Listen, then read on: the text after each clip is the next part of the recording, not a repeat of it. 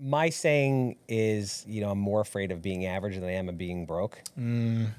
But for me, I just remember from a very young age always knowing that I was going to be successful and always knowing that I was going to have whatever I wanted. I remember, stupid story. I was like 19 years old working at Kenneth Cole in the mall. And my buddy was the manager there. And he's like, Charles, guys like us, the best we could hope for is when we retire, maybe getting a new Corvette.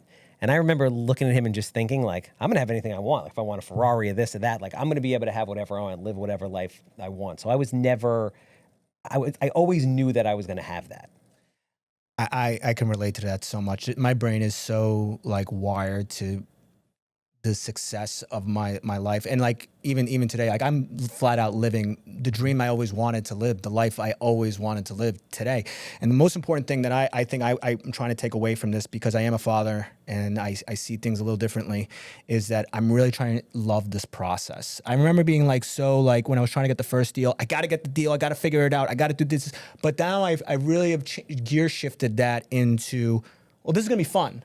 I want this to be fun.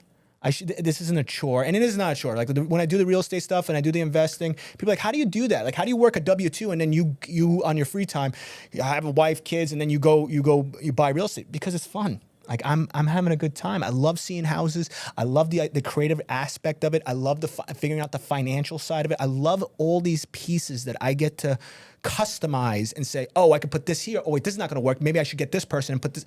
I just love the customization of that. And I think you can definitely relate to stuff like that.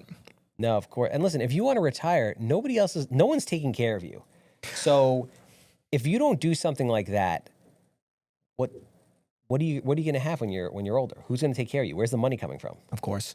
You have to think about those things. Now, I know some information about you, about your lifestyle. You still rent an apartment, right? Yep. That's what's so crazy. And you don't live lavishly at all. You don't You said you could have a Corvette. You don't drive anything in that manner, right? I do have a nice car now, though. What do you got now? I'm curious. Is it a Bronco? I'm trying to figure out what car. No. I see a new headrest, so I'm trying to. What's Charles? No, it's not that one. I don't really drive it often. So when I got into, I started flipping all those houses, and I'm like, all right, I got to start buying rentals because, let's say I can't flip houses. If I can't flip houses because the market goes sideways, I need something to live on. So what am I going to do? So I started buying all these rentals. So I bought, again, 130 some odd rentals.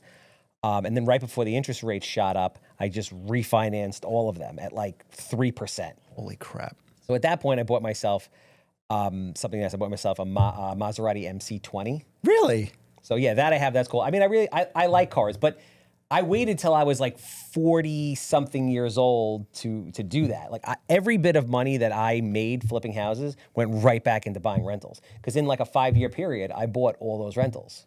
And that's the people are so used to the quick click. I buy on Amazon, I immediately get something in my hands. I want the immediate reward. It's like you said, you're having a hard time finding people, but they want all this money. They want to be the top of the chain, and they just want things instantaneously, where you have prolonged all the rewards to like now. And I think it's more enjoyable. You appreciate it more. Correct me if I'm wrong, right? Yeah, no, I mean, it's part of the process. I mean, I bought those. I spent 3 years training, right? I spent all those years beforehand, and it took me 5 years to amass all those rentals, which is relatively fast when you think about it, but it's still 5 years worth of hard work where 100%. It's like, this money's coming in, I'm not going to buy a car, I'm not going to buy fancy clothes, I'm not going to buy a house that I live in, all I'm doing is buying real estate. But then I get to the point where, at 40 years old, I'll always work because I love it, but at 40 years old, I'm like, I don't have to work anymore, I never have to work again. Which is cool. It's just a cool thing to be like, you know what? By the time before I was 40 years old, I could have been retired. So like right before, when was the moment? You had to have a moment where you're just like, you either looked at paper or you stood somewhere where you said, holy shit, I'm done. I can stop working right now. Where were you? I got to know. My CFO actually, because my head was always down. I was just like buying and doing this. Yeah. And then my CFO looks at me and he's like, you don't have to do this anymore, right? He's like, yeah. I'm like, what do you mean? He's like, you're good. Like you don't need to work anymore. You don't need to do any of this. And we like went through it. And I'm like, oh, all right, back to work.